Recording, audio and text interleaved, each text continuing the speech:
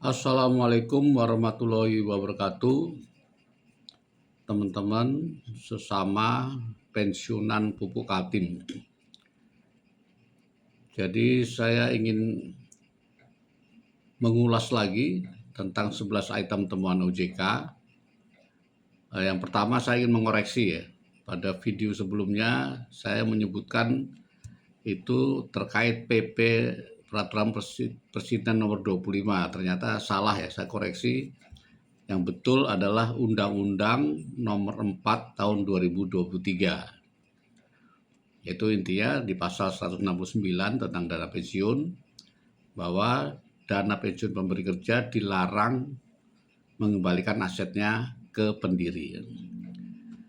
Nah, saya ingin menyampaikan bahwa progresnya saat ini lawyer yang sudah ditunjuk oleh perwakilan pensiunan sudah mendraft surat dan mudah-mudahan dalam minggu depan ini sudah disampaikan ke direksi. Inti suratnya hanya menyampaikan keinginan dari kliennya, yaitu kita semua pensiunan atau perwakilan pensiunan ini untuk bertemu direksi. Pada saat pertemuan, saya ulangi lagi, ada 3 hal yang ingin kita bahas, yaitu terkait 11 item itu. Kita ingin memastikan bahwa 11 item itu peruntukannya adalah untuk pensiunan dan peserta dana pensiun pupuk Kaltim. Seluruhnya harus dipakai untuk itu. Nah, kita ingin adanya kejelasan dan hitam di atas putih mengenai hal itu ya. Apakah berupa SK, apakah berupa dan sebagainya. Kemudian juga kita memohon agar dalam tim yang sudah dibentuk oleh pupuk Kaltim atau pendiri untuk mengelola aset itu ada perwakilan sebagai pengawas ataupun dari pensiunan ya. Karena aset-aset itu yang berhak itu pensiunan yang lebih berhak. Ya, seluruh aset itu diperuntukkan untuk peserta dana pensiun ya, dan pensiunan. Oleh karena itu harus ada wakil pensiunan. Justru bukan hanya wakil peserta aktif yang diwakili KPKT sudah ada kan, tapi wakil pensiunannya kami harapkan ada. Kemudian yang ketiga ya, kami berupaya ingin mengoptimalkan aset-aset tersebut, karena yang saya mengetahui bahwa ada aset yang masih berada di luar, yang punya dana pensiun masih disita oleh Kejagung. Padahal menurut putusan MA, putusan pengadilan, harusnya dikembalikan ke Dapen Pupuk Kaltim.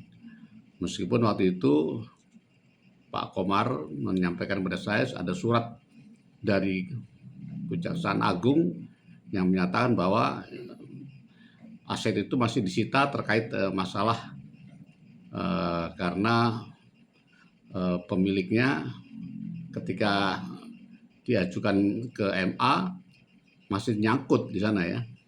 Tapi menurut saya tidak, karena itu aset milik kita, kenapa diikutkan disita. Jadi kita harus upayakan itu untuk kembali secara hukum ya, kalau perlu kita tuntut ya. Kemudian nah ini mungkin pertanyaannya adalah bagaimana teknis pembagiannya.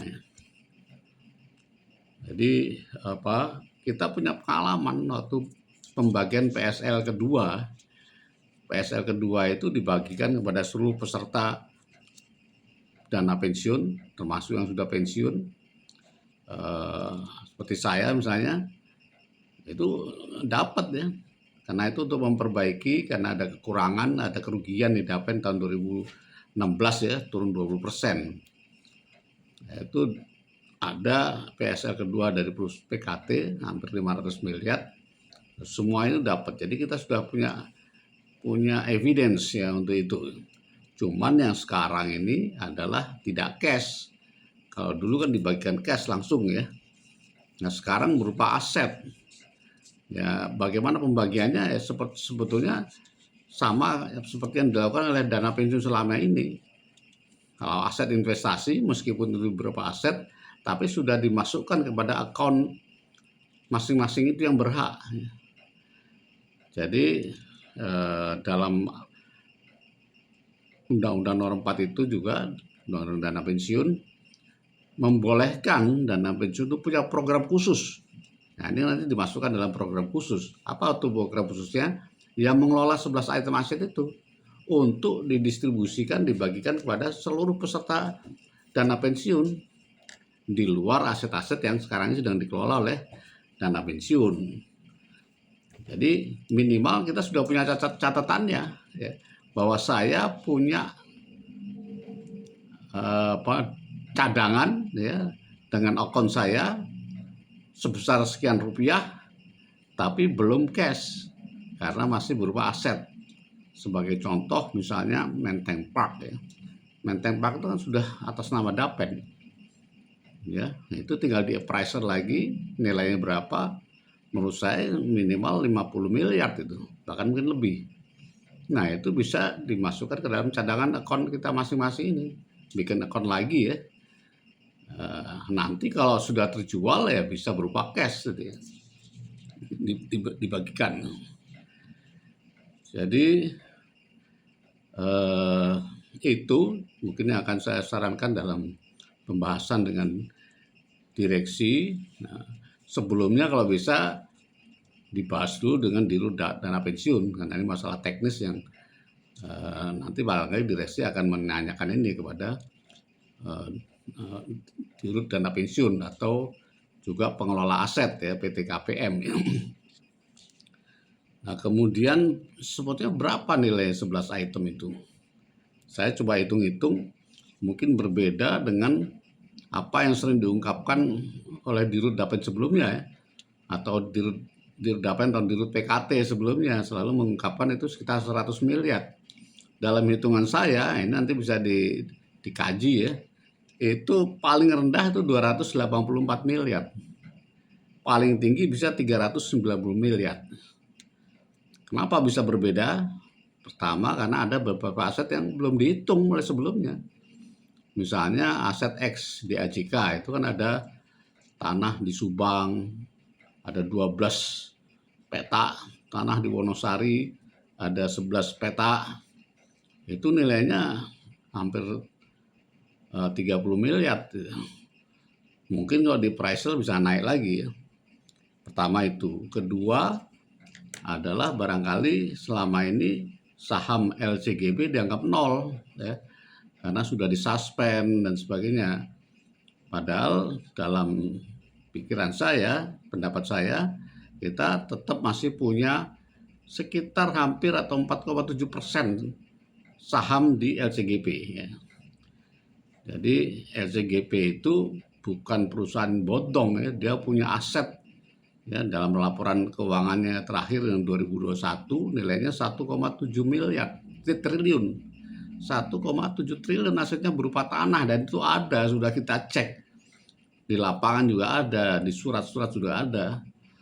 Asetnya itu 18 hektar tanah di Bambu Apus, pinggir jalan tol di dalam kota Jakarta, ya, di samping sebelah selatan dari Taman Mini, ya. Jadi memang sekarang sudah disuspend tapi belum di-unlist, ya, belum di delisting oleh OJK. Bahkan suspendnya di OJK menurut informasi sudah dibuka, hanya belum dibuka di BEJ karena BEJ mensyaratkan ada banyak syarat administratif yang belum dipenuhi, ya, laporan keuangan macam-macam itu. Tempo hari saya sudah mempertemukan direkturnya Pak Herfian dengan staf atau manajer Dapen, dan sudah ada pembahasan apa namanya itu, ada rencana-rencana. Terus terang aja memang tidak bergerak saat ini karena properti sedang kurang baik, mengelola lahan segitu luasnya butuh modal yang besar dan sebagainya, sehingga masih nunggu. Nah, saya menghitung kita punya aset sekitar 4,7% itu sekitar 80 miliar. Ya mungkin ini pencairannya masih lama, ya. Syukur-syukur dalam waktu dekat bisa kembali listing, ya, kita bisa melihat berapa nanti harga di pasar gitu ya. Tapi kalaupun itu di delisting sekalipun, saya menyarankan kepada Dapen untuk tidak dijual murah ya. Biar aja kita punya saham di situ, karena perusahaan itu punya nilai, punya equity yang cukup tinggi. Nah, hal yang lain yang membuat nilainya jadi nilai tingginya itu menjadi hampir 400 miliar, terutama adalah di aset tanah di Bekasi. Dulu saya beli itu jauh di bawah harga pasar. Sekarang saya cek ya, harga pasarnya itu antara 6 juta per meter sampai 10 juta. Kita ambil harga tengahnya 7,5 juta, itu nilainya 90 miliar. Yang dulu harga perolehannya buat cuman 28 miliar. Jadi 300% ya naiknya. Jadi kira-kira gitu, ini nilai yang besar. Nah, mudah-mudahan terjadi pertemuan dengan direksi dan apa yang kita minta itu bisa, karena itu semua normatif semua ya.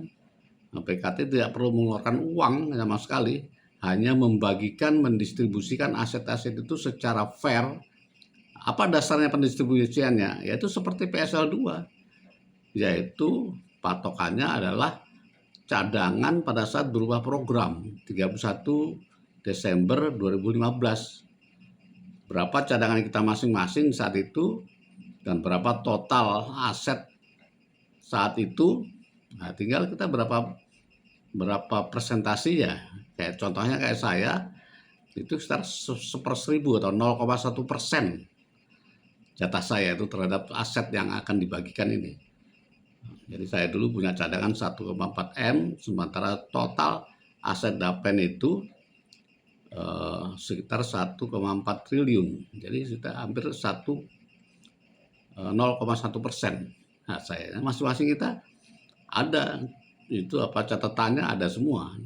Jadi sangat mudah membagikan dan kita sudah punya pengalaman waktu pembagian PSL 2. Hanya bedanya sekarang yang dibagi adalah aset, tapi aset itu bisa dinilai, ada angkanya, sehingga bisa dicadangkan, sehingga kita punya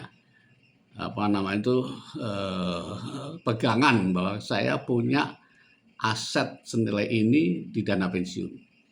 Suatu saat nanti dia bisa cair, bisa cash, dan bisa dibagikan. Nah, pertanyaan sekarang bagaimana yang kena kasus Jiwasraya? Nah, kalau memang teman-teman yang kena Jiwasraya termasuk saya ya, mungkin disuruh milih apakah mau nerima sekarang atau mau nerima nanti saat pensiun itu habis ya, dan akan menjadi, ini perjuangannya P3KT kan diperjuangkan supaya seumur hidup itu nanti ada tambahan lagi dari pupuk Kaltim mestinya, karena kalau dari sini hanya memberikan sebagian ya. Nah, itu nanti bisa dibahas ya jadi pilihan menurut saya. Jadi lebih meringankan sebetulnya. Saya kira itu tambahannya. Mudah-mudahan bisa, mohon doa dan dukungan teman-teman semua, mudah-mudahan semua berjalan lancar sehingga hak-hak kita bisa kembali sebagaimana seharusnya ya.